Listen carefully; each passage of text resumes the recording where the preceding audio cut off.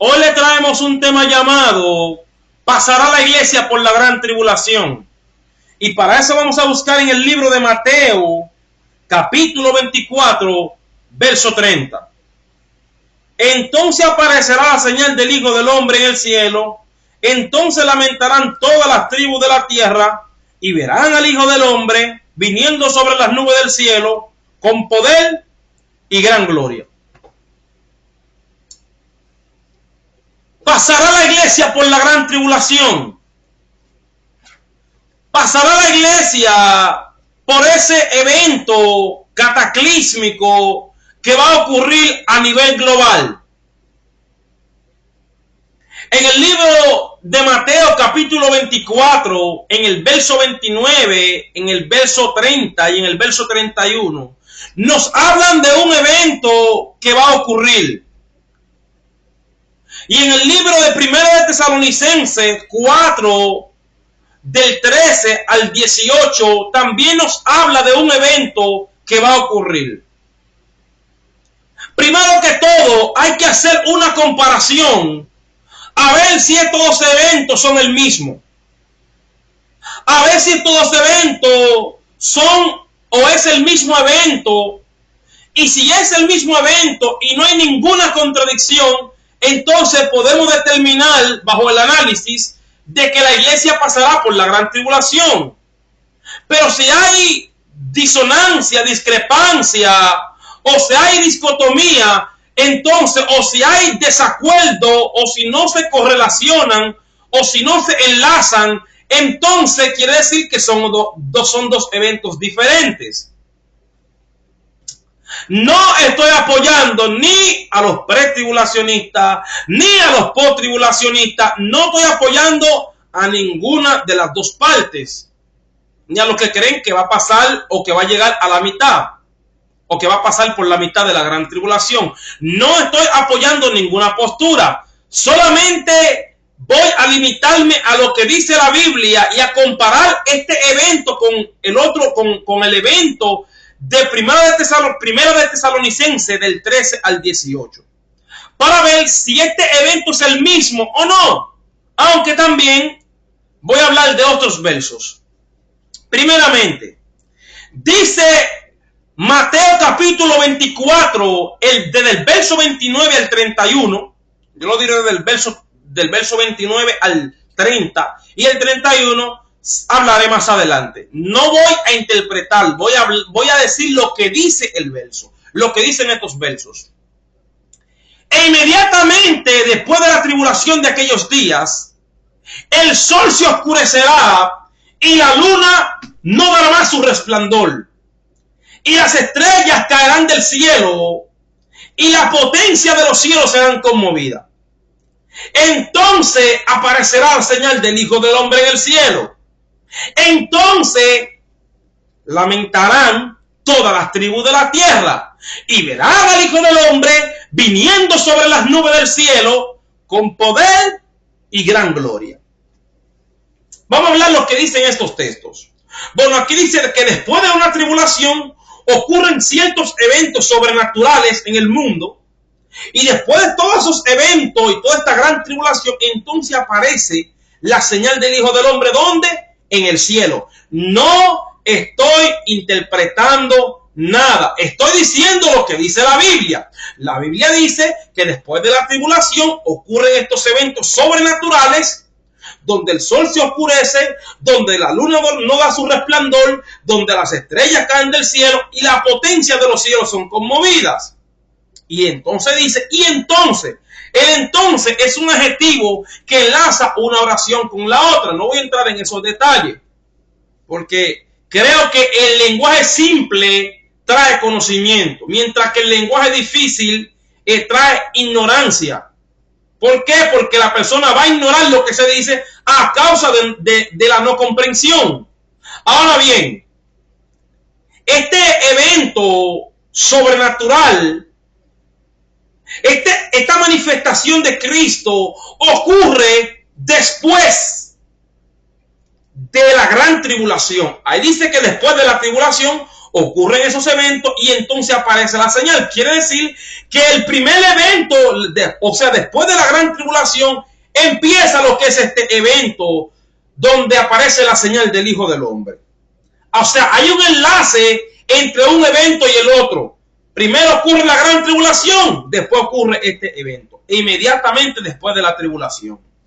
Cuando ocurre este evento, hay una palabra que no quisiera entrar mucho, lo que es en el idioma original, pero hay una palabra que es la palabra parousia, que se utiliza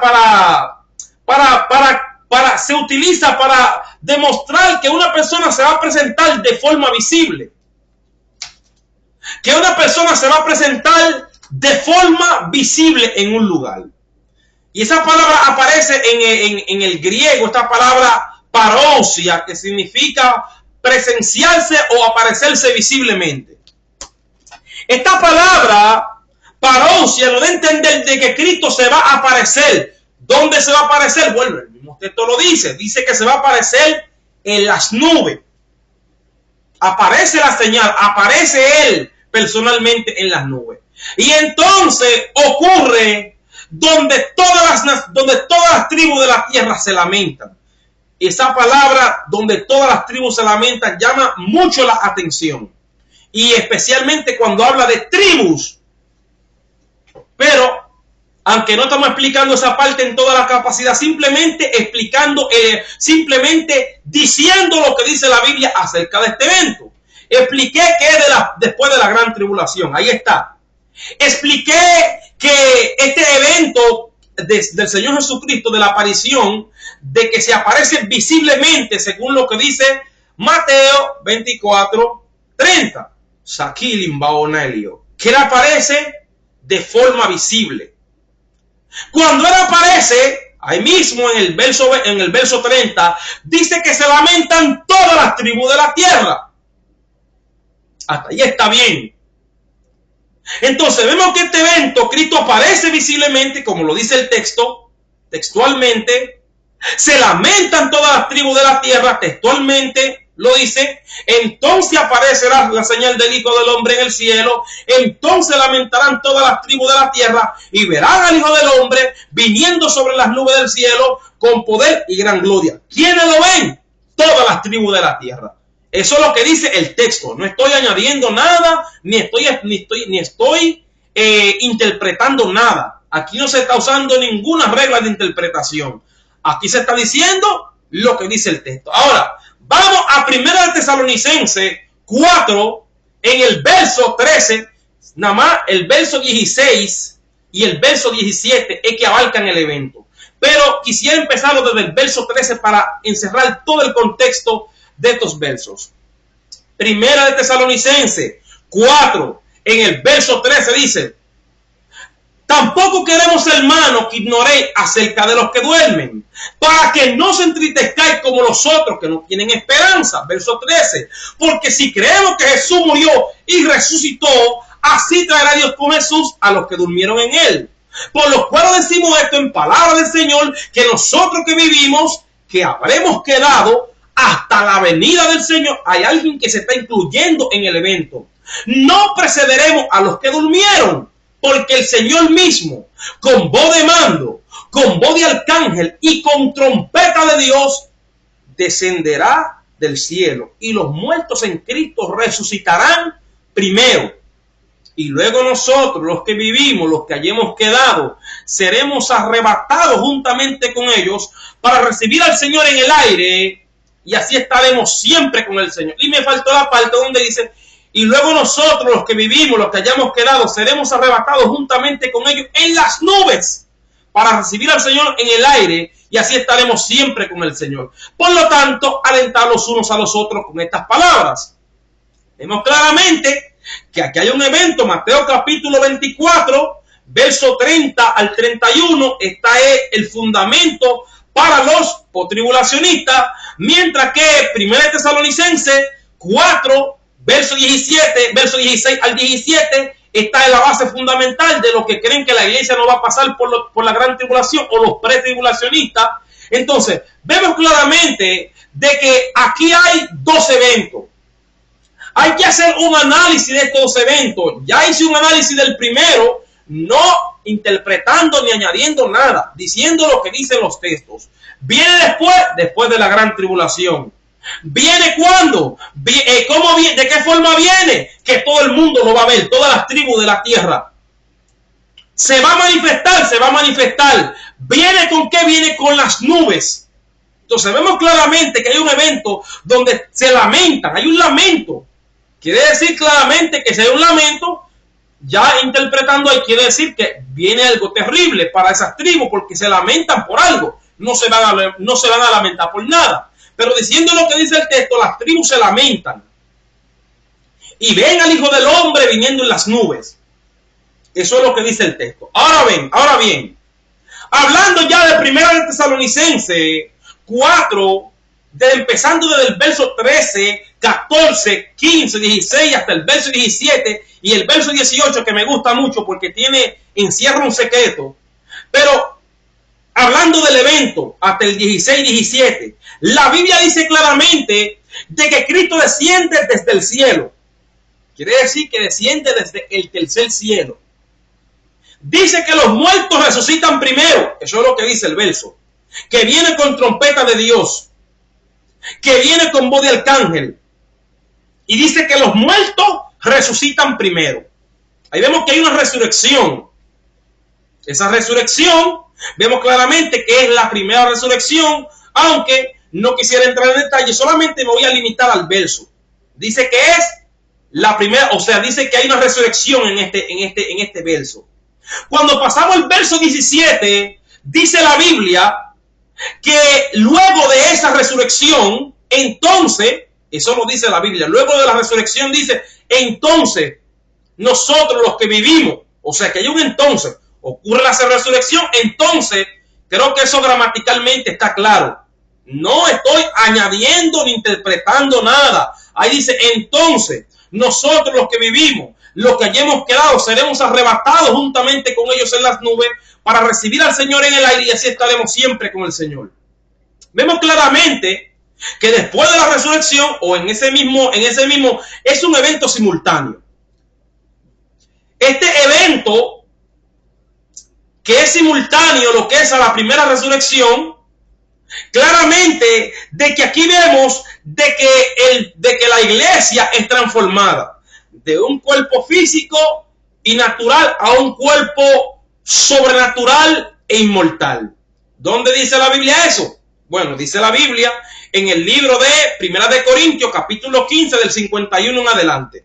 Pero lo voy a dejar hasta ahí. Vamos a limitarnos a lo que dice el 17. Luego nosotros, ese luego es un entonces. Luego nosotros, los que vivimos, los que hayamos quedado, seremos arrebatados juntamente con ellos en las nubes para recibir al Señor en el aire y así estaremos siempre con el Señor. El luego, el entonces, que viene siendo lo mismo que un entonces. No es que estoy mezclando las palabras, pero en efecto, vemos de que en este evento, esta multitud es levantada en nubes, ya con un cuerpo inmortal y glorificado, según Primera de Corintios 15, 51, del 51 en adelante, donde dice, no todos dormiremos, pero todos seremos transformados en un abrir y cerrar de ojos a la final trompeta. Aquí vemos claramente de que este pueblo es transformado de un cuerpo corruptible a un cuerpo incorruptible, de un cuerpo mortal a un cuerpo inmortal, con la capacidad de elevarse en el aire, con la capacidad de no limitarse a la materia, porque puede traspasar un muro, con la capacidad increíble de no morir, sino de vivir para siempre. Son transformados y son levantados en nubes, dice el texto textualmente. Son levantados en nubes. ¿Y qué pasa? Dice que reciben al Señor en el aire. Aquí hay un problema. ¿Por qué? Bueno, aquí dice que reciben al Señor en el aire.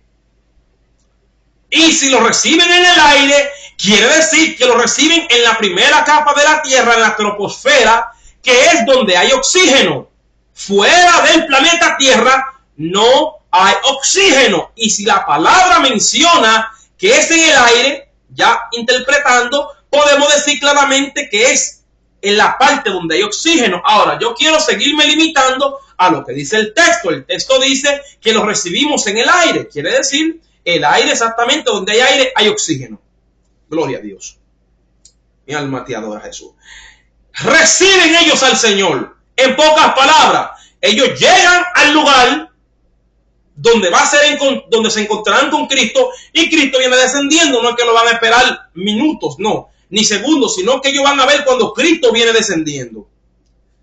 En esta parte hay una contradicción en términos en lo que dice Mateo capítulo 24, verso 30, y en lo que dice Mateo capítulo 24, verso 31, y en lo que dice Primera de Tesalonicenses capítulo 4, verso 17. En el 31 dice: y enviará a sus ángeles con gran voz de trompeta. Enviará a sus ángeles con gran voz de trompeta, y juntará a sus escogidos desde los cuatro vientos, desde un extremo del cielo hasta el otro. Cuando vemos este evento, vemos de que Cristo ya ha descendido. Las tribus lo están viendo. Eso lo dice la Biblia, que las tribus ven a Cristo, que se lamentan porque ven a Cristo descendiendo en las nubes. Cristo ahí está en las nubes. Y cuando Él está, que todas las tribus lo están viendo, entonces Él envía a los ángeles, y los ángeles van y buscan a estos escogidos. Y en este caso ya no es Cristo, ya ellos no reciben a Cristo, ya Cristo los recibe a ellos. Eso es lo que dice el texto, de que Cristo envía a sus ángeles, los ángeles van y lo buscan, y entonces claramente, de forma coherente, podemos decirlo, de que Cristo los recibe a ellos. Mientras que en Primera de Tesalonicenses 4:17, ellos reciben a Cristo. Veo que este remanente de Tesalonicenses recibe a Cristo. Vemos que el remanente de Mateo 24:31, Cristo los recibe a ellos.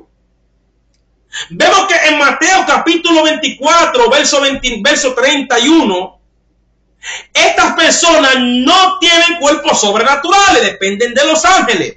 Mientras que en 1 Tesalonicenses 4:17, estos no dependen de los ángeles, tienen cuerpo sobrenatural inmortal y suben en nubes.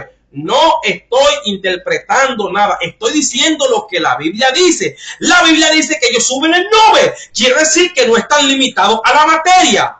Y cuando habla de nubes, no se está refiriendo bajo ninguna circunstancia a los ángeles. Se está refiriendo o dando a entenderle que estas personas en un cuerpo sobrenatural no se limitan a la materia, sino que pueden aún subir en nubes, como lo dice el texto. Mientras que en Mateo capítulo 24, verso 31, aquí dice que los ángeles van y lo buscan. Quiere decir que este remanente no tiene la capacidad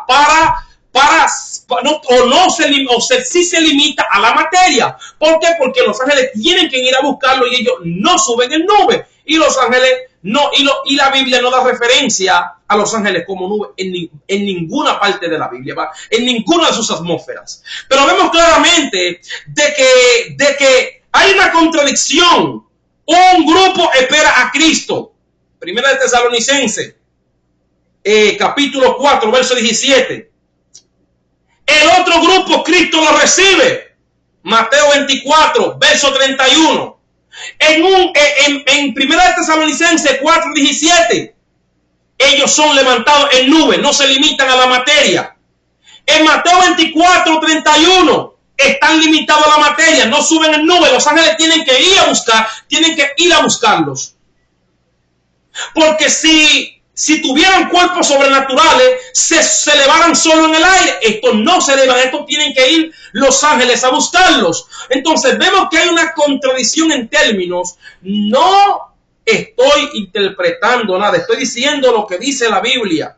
Y la Biblia dice que un remanente recibe a Cristo, mientras que otro Cristo lo recibe a ellos. Y dice claramente, antes de que Él envíe a los ángeles, dice que las tribus de la tierra se lamentan. O sea que ya Cristo está en las nubes. y envía a buscar a estos escogidos. Vemos que hay una contradicción en términos entre un evento y otro. Hay contradicciones. No se enlaza un evento con el otro. Ahora, hablando claramente, vamos a ver si Mateo capítulo 24, Manso Kimahaya, Ekumahaya Soja. Mateo capítulo 24, mi alma te adora, Jesús. Mateo capítulo 24, en el verso 29, en el verso 30, Mateo 24, 31, verso 31, no el 30, el 31. Vamos a ver si este evento de Mateo capítulo 24, verso 31, se asemeja a uno que dice el Antiguo Testamento. Tiene que, no estamos hablando cosas que nos estamos inventando, tiene que asemejarse, tiene que decir, tiene que tener un enlace entre un texto y el otro. Vamos a ver. Isaías capítulo 12, Isaías capítulo 11, verso 12, dice la Biblia: levantará pendón a las naciones y reunirá a los desterrados de Israel. O juntará a los desterrados de Israel y reunirá a los esparcidos de Judá, desde los cuatro confines de la tierra. Una vez más, levantará pendón a las naciones y juntará a los desterrados de Israel y reunirá a los esparcidos de Judá desde los cuatro confines de la tierra. Ahí vemos que reúne o junta a Israel desde los cuatro. Ahí vemos que junta a Israel y reúne a Judá. Esa palabra reunir a Judá desde los cuatro confines de la tierra. Reúne a los escogidos desde los cuatro confines de la tierra. ¿Por qué le puse la palabra escogido? Bueno, porque el libro de Isaías capítulo 43 en el verso 20, Dios le dice a Israel: mi escogido, para que beba mi pueblo, mi escogido. ¿Dios le llama a Israel escogido? Claro que sí. Pero a la iglesia Dios también le llama escogido. Claro que sí, pero en este verso de Isaías 11:12, aquí está hablando del pueblo de Judá y del pueblo de Israel. Y dice que juntará a sus escogidos, al pueblo de Judá, desde los cuatro confines de la tierra. Lo único que le faltó poner a Cristo en Mateo 24, 31 fue Judá. Y enviará a sus ángeles con gran voz de trompeta, y juntará a Judá desde los cuatro vientos, desde un extremo del cielo hasta el otro. Y en Isaías capítulo 11, verso 12, y levantará pendón a las naciones y juntará a los desterrados de Israel, y reunirá, la misma palabra que aparece en Mateo capítulo 24, verso 31, aparece ahí en Isaías 11, 12, donde dice que reunirá al pueblo de Judá desde los cuatro confines de la tierra, desde los cuatro vientos del cielo. Viene siendo lo mismo. No quisiera entrar, hay más detalles que se pueden dar sobre esto. No quisiera entrar, pero no quisiera, porque quisiera seguir avanzando. Pero la realidad es de que este es el pueblo de Israel. Y ahora voy a entrar como quiera, porque a veces tomamos como excusa eso, pero voy a entrar en más detalle. ¿Por qué Cristo viene a reunir al pueblo de Israel cuando descienda en ese evento? Bueno, claramente no todo el pueblo de Israel ahora mismo está en aquel lugar o en aquella tierra de Israel, en el Medio Oriente, sino que cuando Cristo viene, termina de reunir a toda la población de Israel. En aquel tiempo, Él pone su pie en el monte de los olivos y empieza establece lo que es su reinado por 1000 años. Entonces vemos claramente, no quería entrar en esos detalles porque quiero seguir avanzando con la otra parte, pero vemos claramente por qué razón Él manda a buscar al pueblo de Israel en esta parte. Cristo no sube hacia el reino de los cielos, desciende, manda a buscar a los escogidos y establece su reino. Mientras que con el grupo de 1 Tesalonicenses 4, versos 16 y 17, claramente de que él sale de lo que es la atmósfera terrestre. Eso es interpretación. Vamos allá ahora mismo. Primera, Apocalipsis 3, verso 10. Dice la Biblia, por cuanto has guardado, y en el verso, de forma, se me olvidó decir claramente, que el evento, no quisiera entrar en esto mucho, pero en el idioma original, la palabra que aparece en el libro de 1 de Tesalonicenses 4:17 es arpazo. Mientras que la palabra que aparece en Mateo 24:31 no es arpazo, sino es parousia. Aunque en el idioma original haya unas discrepancias, en la traducción que se nos ha dado, que a ese que yo quiero limitarme, en la traducción que se nos ha dado, en esa traducción, nada más centrándome en ese marco, veo que aún en ese idioma, en esta traducción, hay contradicciones entre los dos eventos. ¿Por qué decimos que Cristo sale de la atmósfera terrestre en 1 de Tesalonicenses 4, versos 16 y 17? Por lo siguiente. Apocalipsis 3:10. Apocalipsis 3:10. Y aquí sí quiero entrar lo que es en el idioma original. No quisiera tanto, pero tengo que hacerlo esta vez. Apocalipsis 3:10, por cuanto has guardado la palabra de mi paciencia, yo también te guardaré de la hora de la prueba que ha de venir sobre el mundo entero para probar a los que moran sobre la tierra. Por cuanto has guardado la palabra de mi paciencia, yo también te guardaré. Esa palabra, yo también te guardaré, es una palabra que en su idioma original, muchos teólogos que dicen tener conocimiento, dicen que ahí nada más aparece la palabra tereo. Y tereo quiere decir guardar. Y aún usando la lógica, la coherencia, cuando tú guardas algo, no lo guardes en el mismo lugar, porque si lo guardas en el mismo lugar, no lo guardaste. Eso es usando la coherencia. Para aquellos que se la dan en indoctos en la palabra. No, porque ahí dice guardar y guardar, pero ¿guardar dónde? Porque si tú guardas algo y lo dejas en el mismo lugar, nunca lo guardaste. Tienes que moverlo de lugar para tú poder decir, yo lo guardé. Ahora, la palabra que aparece en el idioma original, en el griego koiné, en el idioma original, en ese griego sencillo, en el cual se escribió la Biblia para que todo el mundo entendiera, no los otros griegos, que fueron clásicos en el griego medieval y en otros griegos, en el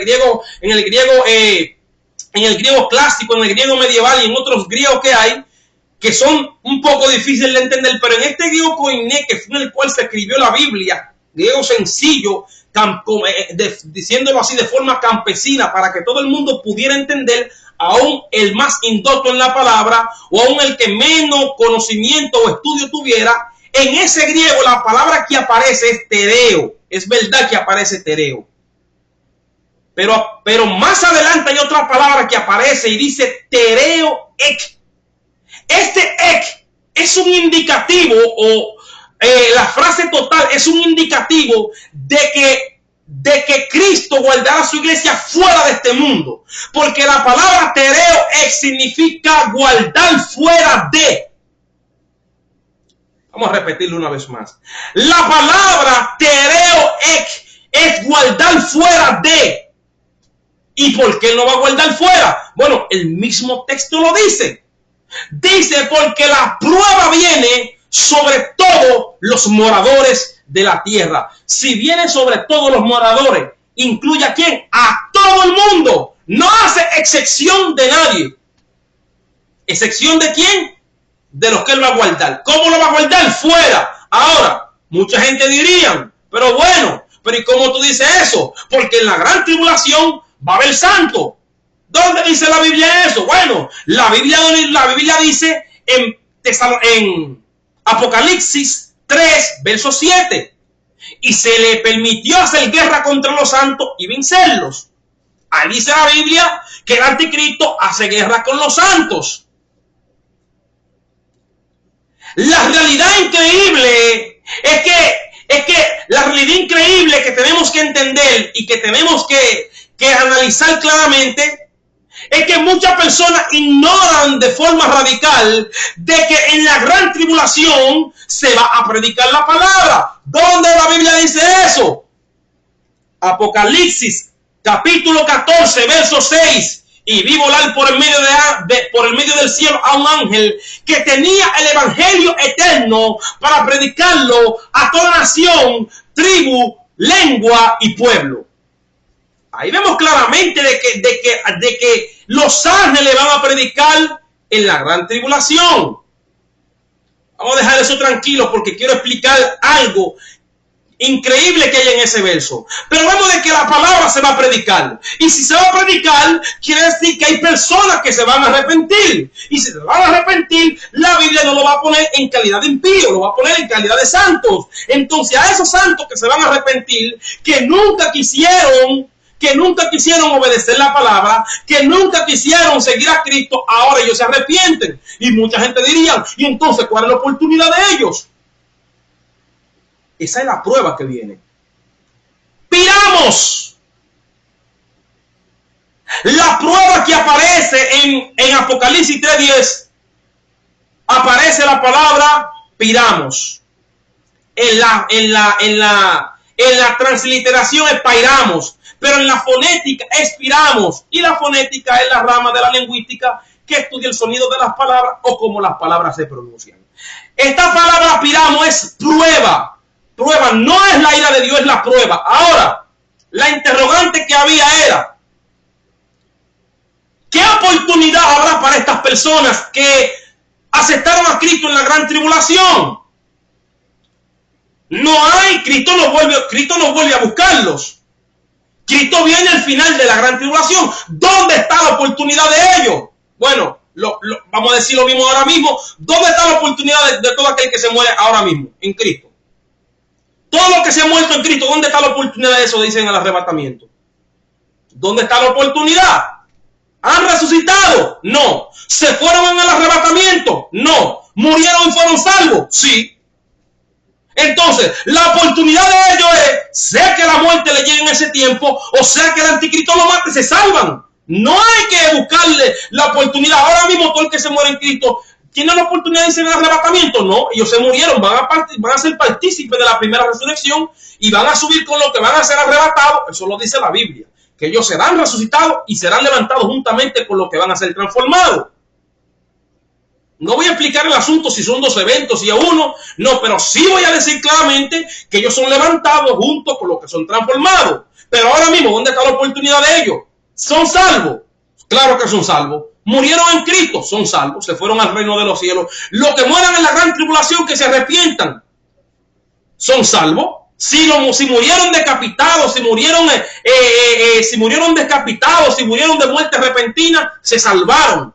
No hay oportunidad de que se vayan en ningún arrebatamiento, pero sí se van a salvar si se mueren o si el anticristo los mata, una de dos. Pero van a ser salvos. ¿Por qué?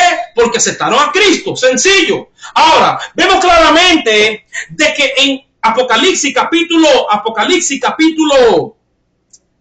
14, verso 6, vemos la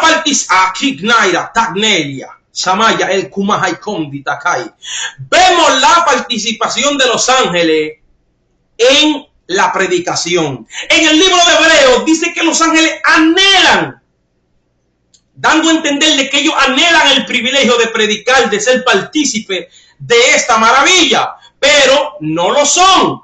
El privilegio se le ha dado a la iglesia. Ahora, la interrogante o la pregunta que viene, ¿por qué los ángeles están predicando en la gran tribulación si a ellos no se les dio el privilegio? Sencillo, los ángeles están predicando en el periodo de la gran tribulación porque la iglesia está ausente. Porque si la iglesia estuviera presente, predicara la iglesia. Pero no está la iglesia, predican los ángeles. ¿Dónde dice la Biblia que predican los ángeles? Apocalipsis 3, Apocalipsis 14, verso 6. Ahí está. Apocalipsis 14, 6. Vi volar por el medio del cielo a otro ángel que tenía el evangelio eterno para predicarlo a los moradores de la tierra. ¿Predicarán a los ángeles? Claro que sí, lo dice la Biblia. ¿Se arrepentirán vidas? Claro que sí. ¿Cuál es su oportunidad? O que mueran como vayan a morir, pero si mueren en Cristo son salvos, se acabó. Esa es la realidad. Pero y porque mucha gente hace esto y dice, pero si se arrepienten de la gran tribulación o si se quedan los que desobedecieron. Yo me hago la misma pregunta y me sigo haciendo la pregunta. Todos los que están en la iglesia, ¿están guardando la palabra? Nosotros sabemos que no, todo el mundo sabe que no todo el que está en la iglesia, ni va a ser salvo, todo el que está en la iglesia no está guardando la palabra. Hay mucha gente que no está, que están ahí, pero no están ahí, están lejos, hasta de lo que se está predicando. Pero la realidad es de que hay gente que dentro de la iglesia, que Cristo no va a poder levantarlo. ¿Por qué? Porque están en pecado, porque están mintiendo, pero no son de Cristo. Ok, vamos a decir, no son de Cristo. Cristo no lo levanta. Se lleva el remanente. Ahora, cuando este hombre o cuando esta mujer vea que los ángeles están predicando, vea que el evangelio se está predicando, ¿qué va a hacer? Se va a arrepentir, se va a reconciliar. ¿Y cuál es la oportunidad de esa persona? Bueno, que muera. Que muera. Si murió en Cristo, se salvó. Si el anticristo lo mató, se salvó. Esa es la realidad del asunto. Ahora, vemos claramente de que los ángeles participan, lo cual es una prueba transparente e inequívoca de que la iglesia no está en la tierra, de que la iglesia está ausente y los ángeles entonces toman el privilegio. Cuando nos vamos lo que es al libro de Apocalipsis, bendecido sea Dios. Apocalipsis capítulo 19, hermoso esto. Apocalipsis 19 en el verso 30, gloria a Dios. En el verso 30, en el verso 7 y el verso 8, me equivoqué, reconozco mi error. En el verso Apocalipsis 19, verso 7 y verso 8, dice la Biblia: gocémonos y alegrémonos y démosle gloria, porque han llegado las bodas del Cordero y su esposa se ha preparado. Y a ella se le ha concedido que se vista de lino fino, limpio y resplandeciente. Porque el lino fino son las acciones justas de los santos. Vemos ahí que hay una especie, dice, han llegado las bodas del Cordero. Esto de igual manera, quiero decir como lo dice el texto. Cuando dice han llegado, ya utilizando las reglas de la gramática, algo que ha llegado quiere decir que está presentemente en el momento. Y ahí vemos exactamente de que las bodas llegaron, de que se estaba celebrando una boda. Y dice que a ellos se le ha concedido de que se vista de lino fino, limpio y resplandeciente. Porque el lino fino son las acciones justas de los santos. Aquí vemos claramente que este lino fino, que este lino limpio, que este lino resplandeciente representa las acciones justas de los santos. Quiere decir que la boda que se está celebrando tiene totalmente que ver con los santos. O sea, los santos están en esta boda. ¿Por qué? Porque están vestidos de lino limpio, fino y resplandeciente, que son las acciones justas o lo que hicieron aquí en la tierra. Justicia o que actuaron de forma justa en el nombre de Cristo. Aquí vemos que hay una boda que se está celebrando. Ahora, en el verso 11 dice: entonces vi el cielo abierto. Apocalipsis 19:11. Gloria a Dios. Entonces vi el cielo abierto, y aquí un caballo blanco, y el que lo montaba se llamaba Fiel y Verdadero, y con justicia juzga y pelea. Ese entonces, como había explicado antes, es un adjetivo. Este adjetivo es un indicativo de que el evento que se había dado antes se enlaza junto con el evento que está ocurriendo ahora. El entonces, creo que en la gramática todo aquel entiende eso perfectamente. Estoy explicando este evento y ahí uso este adjetivo. Y entonces explico el otro. Ese entonces correlaciona o enlaza un evento con el otro. Este evento de Apocalipsis 19:11 es la segunda venida de Cristo.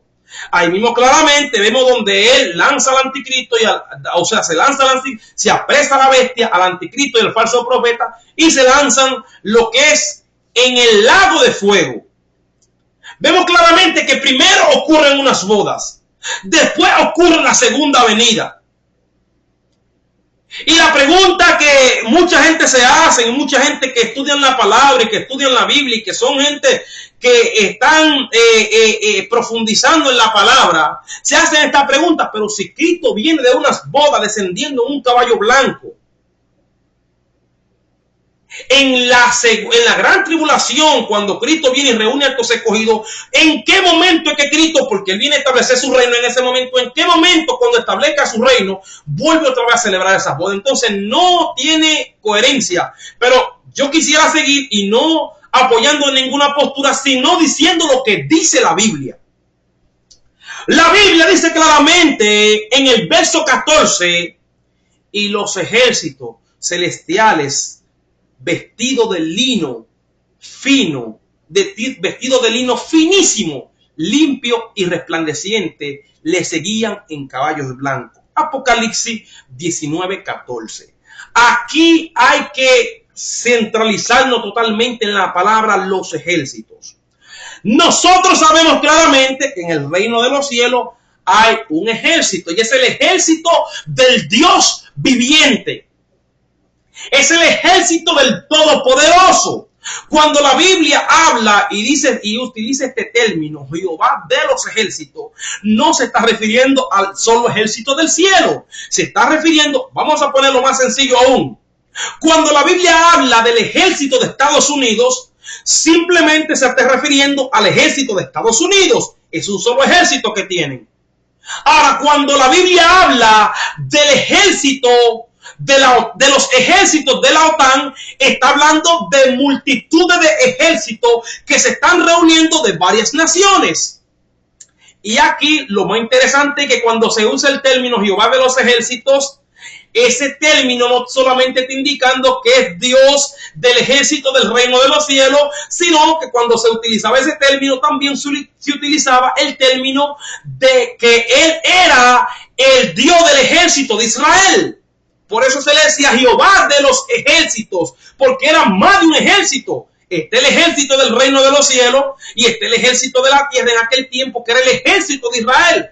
O la interrogante sería: ¿el ejército de Israel no le pertenecía al Dios viviente en aquel tiempo cuando reinaba David, esos hombres de Dios? Claro que sí. Entonces el término Jehová de los ejércitos es un indicativo de que no era nada más el Dios de un solo ejército, sino de varios ejércitos. Cuando la Biblia habla de este ejército, de estos ejércitos, dice: y los ejércitos celestiales le seguían. Entonces ahí nos da a entender de forma clara de que no solamente se está hablando del ejército del reino de los cielos, sino se está hablando del ejército tanto del reino de los cielos como el ejército de la iglesia, que es el ejército del cuerpo de Cristo. Aquí vemos que no solamente esta compañía se compone de un solo ejército, se compone del ejército del reino de los cielos, que es un solo ejército, y se compone del ejército que es el ejército de la iglesia, que es la iglesia, el cuerpo de Cristo, que también es un ejército. El mismo Pablo, refiriéndose a la iglesia, siempre habló de una milicia, de las almas de nuestra milicia. Siempre habló de una competencia, siempre se refirió a la iglesia como una clase de ejército. Que militemos para aquel que nos llamó. O sea, vemos claramente de que la Biblia nos da a entender de que no solamente se compone del ejército del reino de los cielos, del ejército de los ángeles, sino que se compone de varios ejércitos. Y ahí se incluye la Biblia. Entonces vemos claramente que aún en este texto nos dice que la Biblia está incluida en esa segunda venida, cuando Cristo viene con estos ejércitos, no con el ejército del reino de los cielos, con los ejércitos vestidos de lino finísimo, blanco y limpio, le seguían en caballos blancos. ¿Quiere contradecir algo? Bueno, contradiga el texto de Mateo de Apocalipsis capítulo 19, verso 14. Contradiga eso, que ahí dice los ejércitos. No está compuesto por un solo, sino de varios ejércitos. Aunque en muchas naciones se refiere al ejército de la marina, el ejército terrestre, el ejército, pero siempre cuando se habla en singular, se habla de un solo ejército de una nación. No de varios, porque no hay dos ejércitos, hay un solo que compone toda la nación. Igual en el reino de los cielos hay un solo ejército, pero en este caso Cristo viene con la iglesia y con los ángeles. Quiere decir que está compuesta por ejércitos. Los ejércitos celestiales le seguían. Ahora bien, hay algo bien interesante y mucha gente dice no, porque la iglesia será, o la iglesia está, cuando se habla de la iglesia se habla de Apocalipsis capítulo 20 en el verso 4. Mucha gente hace un enlace, no sé de qué tipo, pero un enlace bien extraño de que está en la iglesia. ¿Qué dice ese verso? Vamos allá entonces. Apocalipsis capítulo 20 verso 4 dice: bendecido sea Dios, y mi trono, y se sentaron sobre ellos los que recibieron facultad de juzgar. Y vi las almas de los decapitados por causa del testimonio de Jesús y por la palabra de Dios. Gloria a Dios, te adoro, Jesucristo. Los que no habían adorado a la bestia en su imagen y que no recibieron la marca ni en su frente ni en sus manos, y vivieron y reinaron con Cristo 1000 años. Aquí hay una palabra que es la palabra clave. Y esa es la pregunta o la interrogante que quisiera hacerle a muchas personas.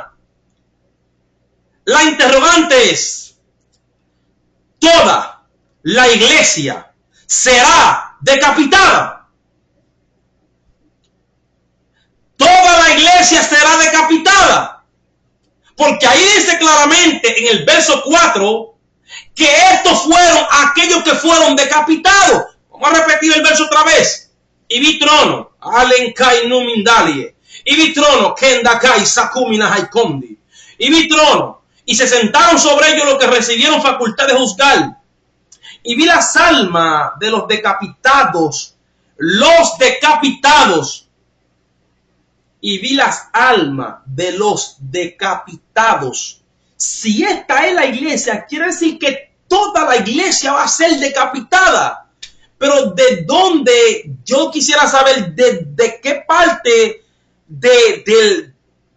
yo no sé ni siquiera, pero de qué lugar han sacado esto.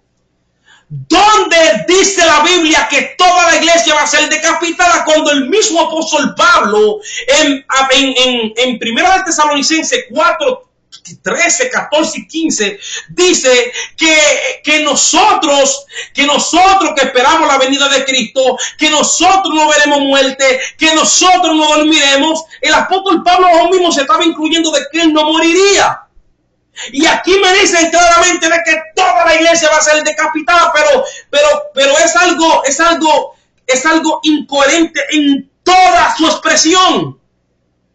No hay un verso bíblico que diga que toda la iglesia va a ser decapitada. Yo no entiendo cómo hay gente que interpretan este verso y dice que esa es la iglesia.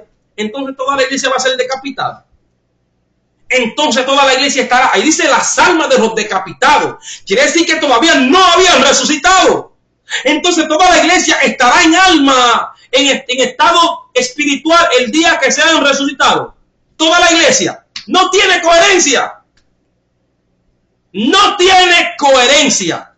Ahora sí se enlaza en el sentido de que, bueno, aquellos que murieron en Cristo, que se arrepintieron en la gran tribulación, ahora Cristo quiere que ellos reinen con él en el reinado mesiánico. Es el reinado del Mesías, el Mesías que reina, por eso es el reinado mesiánico.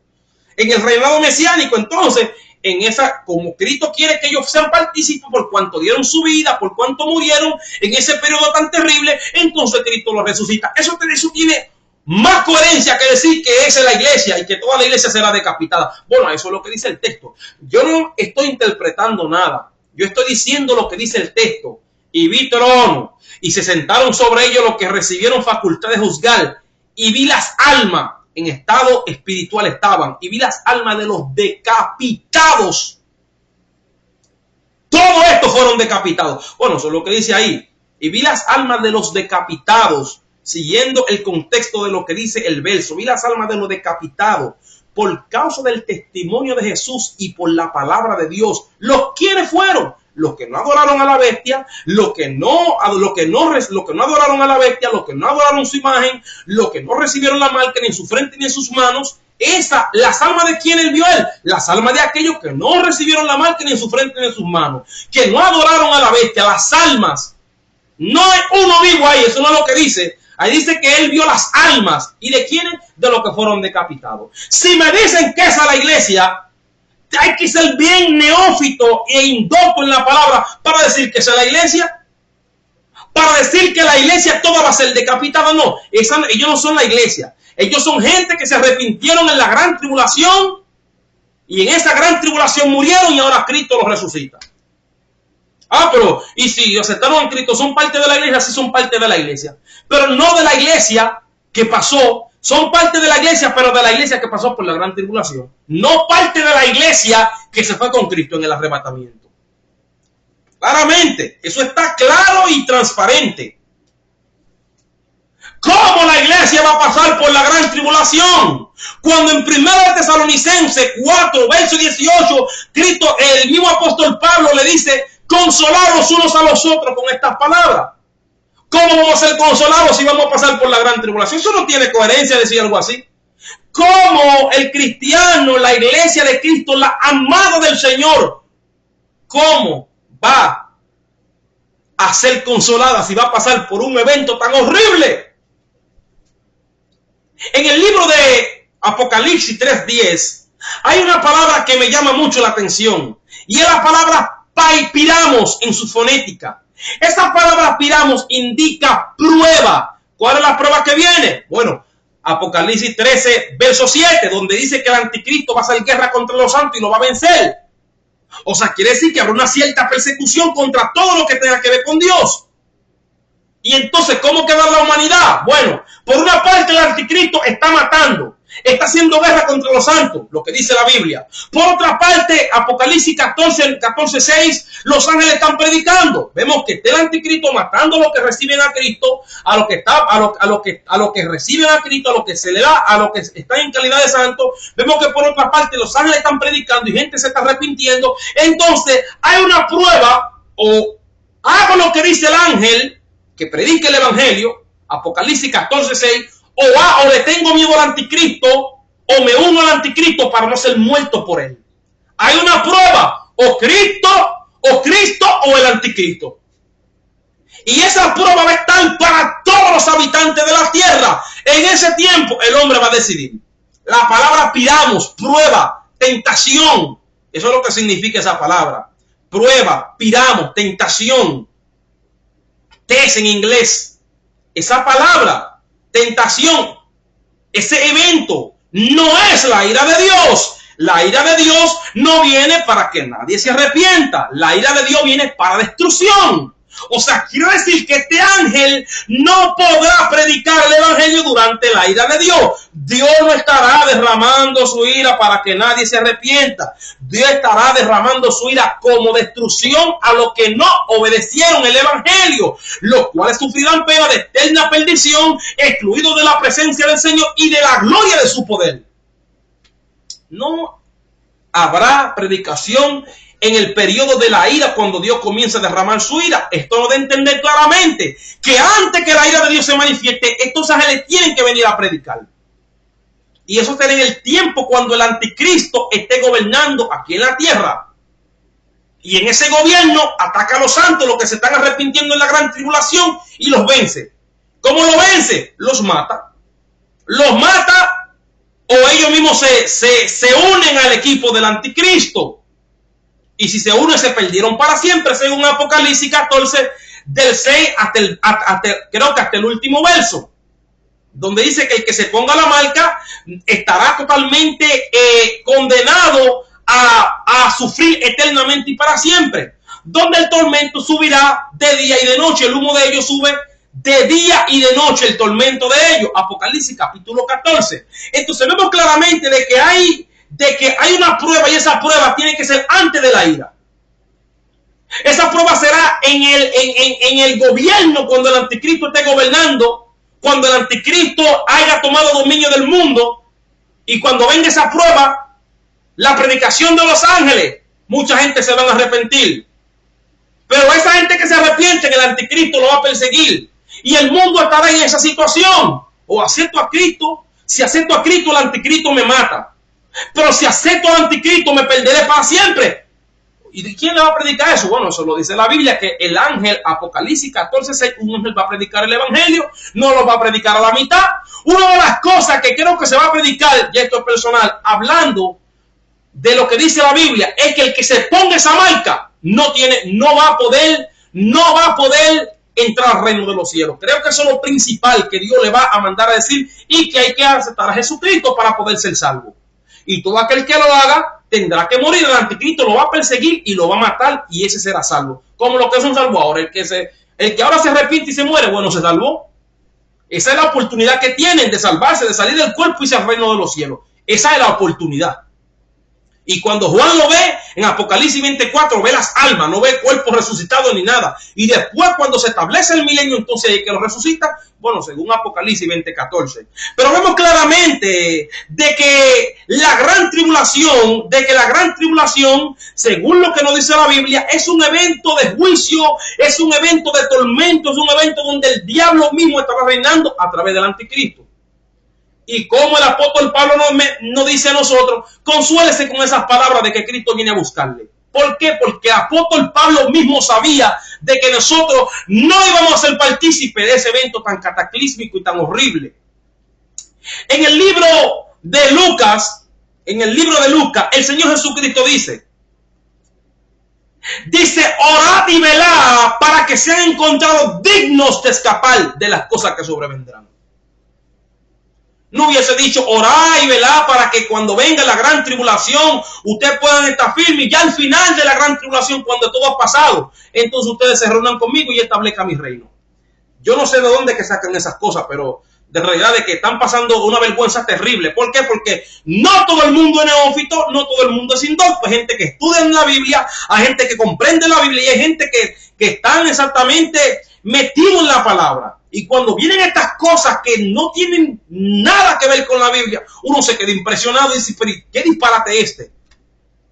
O sabemos claramente que si Cristo nos manda a orar y a velar para que antes que eso ocurra, nosotros poder escapar de esta tierra, entonces ahora ellos vienen a contradecir, a invalidar lo que dice Cristo. Entonces, ¿a quién le creo? ¿O a Cristo o a lo que están diciendo o a los disparates que dicen ahora? Bueno, yo le sigo a Cristo porque fue Cristo que nos salvó a nosotros. Es Cristo que nos va a sacar de esta tierra, tereo, nos saca fuera de este mundo. Nos libra del pairamos, del piramos, de la prueba que viene sobre este mundo, donde el hombre tendrá que elegir entre Cristo o el anticristo. Ya para terminar, en el libro de Apocalipsis, un verso clave y un verso en potencia increíble. Yo creo que este es el verso total que podría derrumbar todo pensamiento que se levante en contra del conocimiento de Cristo. Y este verso. Apocalipsis 12, en el verso 7 ocurre una gran batalla. Esta gran batalla que ocurre, el enemigo pierde la batalla porque lucha contra Miguel y sus ángeles, y era Satanás y sus ángeles, y el enemigo pierde la batalla. Dios gana la batalla en este evento.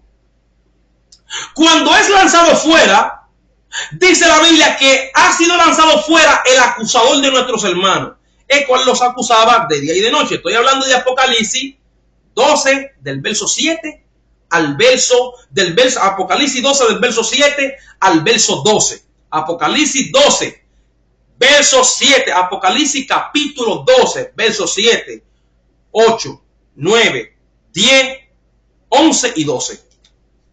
Esos capítulos, esos versículos nos hablan claramente y nos dan a entender de que este enemigo de Dios, Satanás, la serpiente antigua, es lanzado fuera, el acusador de nuestros hermanos, lo cual los acusaba de día y de noche. Y sigue dando más que ahora ha venido la salvación y el reino de Dios y el reino de su Cristo. En el verso 11, algo interesante que dice, y ellos le han vencido por medio de la sangre del Cordero y por la autoridad, por medio de la sangre del Cordero y por el testimonio de la palabra de ellos, y menospreciaron su vida hasta la muerte. Aquí vemos claramente que aquí no se está hablando de ángeles, sino que se está hablando de los seres humanos que habían sido redimidos por medio de la sangre del Cordero. Cuando se está hablando esto, vemos claramente que este remanente que ha sido redimido por medio de la sangre del Cordero, que vencieron a través de Cristo, que vencieron a través de la sangre de Cristo, este remanente que ha vencido está en el reino de los cielos en ese momento. Por lo tanto, dice en el verso 12, dice, alegraos cielos y los que moráis en ellos. Ahí vemos claramente de que esta gente que han vencido, este remanente, están en el reino de los cielos. Y dice, ay de los moradores de la tierra y del mar, porque el diablo ha descendido con gran ira, sabiendo que tiene poco tiempo. Mucha gente han tergiversado esto y han dicho, sabiendo que le queda poco tiempo. Eso no es lo que dice la Biblia. Apocalipsis capítulo 12, verso 12, dice que a él, que hay de los habitantes de la tierra y del mar, porque el diablo ha descendido con gran ira, sabiendo que tiene poco tiempo. El asunto se va a poner delicado ahora. ¿Por qué? Porque una cosa es que le quede poco tiempo y otra cosa es que él tiene poco tiempo. Porque que le quede poco tiempo, él no sabe. Él no sabe cuándo el arrebatamiento va a ocurrir. Él no sabe cuándo Cristo viene a buscar a su iglesia. Ahora, de que tiene poco tiempo, entonces eso lo va a entender de que él en su conciencia, en su mente puede entender. Mucha gente me dice, no, el diablo no tiene mente, y entonces ¿con qué máquina? No, por si acaso, y hay más todavía, pero no vamos a entrar en ese tema. Pero claramente, de que la Biblia nos da a entender claramente que él sabe que tiene poco tiempo. Y ese que él tiene poco tiempo es un indicativo de que él conoce que le queda un tiempo limitado. ¿Qué quiere decir eso? Que ahora mismo él no sabe que le queda poco tiempo, pero en el periodo de la gran tribulación, él sabe y tiene entendimiento de que cuando ese periodo se termine, él será encarcelado. Entonces vemos claramente de que cuando dice que él desciende con gran ira sabiendo que le queda poco tiempo, la sangre de Cristo tiene poder, que le queda poco tiempo, aunque tiene poco tiempo, no que le queda, que tiene poco tiempo, ahí la Biblia nos da a entender claramente que cuando él desciende, no desciende en la ira de Dios, ¿a qué debe descender? A que los juicios le caigan a él también. No, desciende en el tiempo en el cual él comienza a reinar a través del anticristo. Lo dije en esa forma, de que la ira caiga sobre él en un sentido jocoso, pero no es exactamente que la ira viene sobre los pecadores y sobre el mundo. A él le esperan otros juicios. Pero en el sentido de que cuando él desciende, no desciende bajo la ira de Dios. ¿A qué va a descender? No desciende en el momento en el cual empieza el reinado del anticristo. Él va a reinar a través del anticristo. Ah, no, pero que eso fue en el principio. La Biblia no dice que eso fue en el principio. La Biblia dice en Apocalipsis en el Apocalipsis capítulo 12, dice la Biblia que este que ha sido lanzado fuera, dice que él engañaba al mundo entero. No que iba a engañar en el futuro, engañaba. Quiere decir que cuando se dé esa batalla y se está dando en un presente, y hablando de este momento, se va a dar en un futuro. Lo que debe entender esto, de que en el presente, cuando se dé esa batalla, en ese momento él engañaba al mundo entero. Y él lanzado fuera de esa parte. No, pero ahora mismo él no está en el cielo. Pero la Biblia dice en Efesios 6, en el verso 12, dice que las batallas se dan en las regiones celestes. Quiere decir que hay una parte de las regiones celestes donde se dan la batalla. De ahí es que lo lanzan para abajo. Ahora, cuando lo lanzan de ese lugar y cae aquí en la tierra, entonces entra lo que es el reinado del anticristo. ¿Quién va a reinar a través del anticristo? No me pueden decir que no es el diablo. Es el diablo que va a reinar a través del anticristo. Abasaya Caire Tayenio. Él va a reinar a través del anticristo. Y cuando él está reinando, dice la Biblia, de que aquellos que han vencido por medio de la sangre de Jesucristo no están en el reino de los cielos. Dice, alegraos, oh cielos, y los que moráis en ellos. Quiere decir que ellos están en el reino de los cielos ya. Y dice, ay de los moradores de la tierra y del mar. ¿Y por qué se hay? Dios le está diciendo, ay mi iglesia, que te he dejado en la mano de Satanás y del anticristo para que te mate y te venza. No, ahí está hablando totalmente de todo el morador de la tierra. No está excluyendo a nadie. Ay de los moradores de la tierra y del mar. porque el diablo ha descendido con gran ira sabiendo que le queda, no, que tiene poco tiempo. Y ese tiene, él sabe que tiene poco tiempo, quiere decir que él sabe de forma precisa el tiempo determinado que le queda. Vemos claramente de que la iglesia ya está en el reino de los cielos, de que Satanás avasalla Cairo, de que Satanás desciende a gobernar el mundo entero a través del anticristo. Vemos de que los que se arrepienten en la gran tribulación, estos son los santos que el diablo le hace guerra y lo vence, o los que se reconcilian en caso, porque no todo el mundo se irá. ¿Por qué no todo el mundo se irá? Porque no todo el mundo guarda la palabra. Eso es sencillo, no hay que dar 1000 vueltas para decir eso. ¿Por qué Cristo no se lleva a todo el mundo? Bueno, porque la gente está desobedeciendo, porque la gente no quiere obedecer la palabra. ¿Y por qué muchos se quedan en la iglesia? ¿Por qué se quedan gente que aceptaron a Cristo? Bueno, porque no están obedeciendo la palabra, y ningún desobediente Cristo lo va a llevar a celebrar bodas en el reino de los cielos. Tiene que quedarse aquí abajo. ¿Y por qué se quedó? Bueno, porque no estaba haciendo nada, porque estaba tranquilo obedeciendo la palabra. No, porque desobedeció la palabra, por eso se quedó. Pero vemos claramente de que el anticristo va a reinar, de que la iglesia no estará aquí, porque la iglesia no estará aquí y los ángeles van a predicar y la iglesia estará ausente. La iglesia no estará en la gran tribulación, porque la iglesia estará en el reino de los cielos cuando el diablo venga a reinar a través del anticristo. Y por eso el ángel dice: alegraos cielos y los que moran en ellos.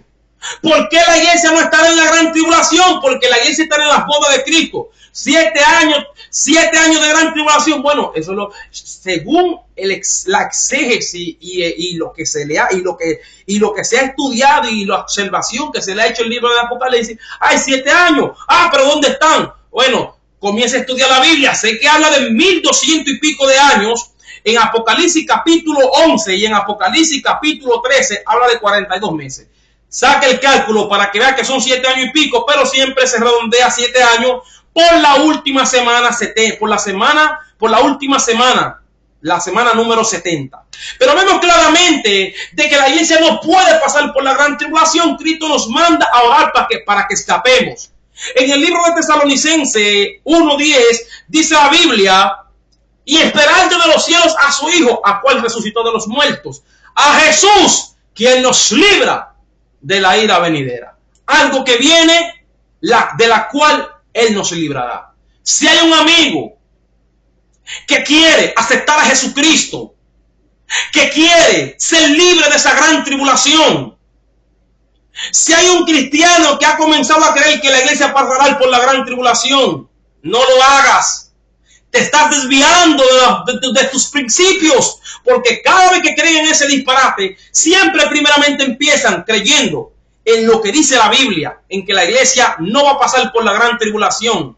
Vamos a decirlo textualmente: en que la iglesia no será partícipe de esa ira, en que Cristo nos librará de esa ira, en que la iglesia estará ausente porque los ángeles predican, en que la iglesia no va a pasar, la iglesia se alegrará y se gozará en las bodas del Cordero, porque el diablo descenderá con gran ira a matar y hacer todo lo que se ha inventado a los seres humanos que habitarán en la tierra. De que Cristo nos librará, nos sacará de esta tierra, Tereo nos librará de esa prueba, nos sacará de esto antes que empiece lo que es esa ira terrible y esa prueba terrible que viene para la humanidad.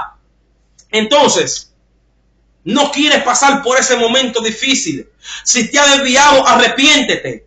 Si te has desviado, si estás cogiendo o tomando un camino, una vereda, una vía que no es la vía de Cristo, arrepiéntete. Di: Señor, vuelvo a creer en mis principios, vuelvo a creer en lo que se me enseñó desde hace tiempo, renuncio a esa falsedad que el diablo se ha inventado para destruir a muchos. Hoy acepta a Jesucristo. Hoy acepta a aquel Cristo maravilloso que te librará de esa ira venidera. Hoy reconcíliate con Cristo. Él quiere ayudarte. Él no quiere que vivas en el engaño ni en la maldad. Acepta a Jesucristo. Haz esta oración conmigo. Gracias, Señor. Señor Jesús, te acepto en mi corazón. Inscribe mi nombre en el libro de la vida y ayúdame a permanecer hasta el fin. Amén. Dios te bendiga.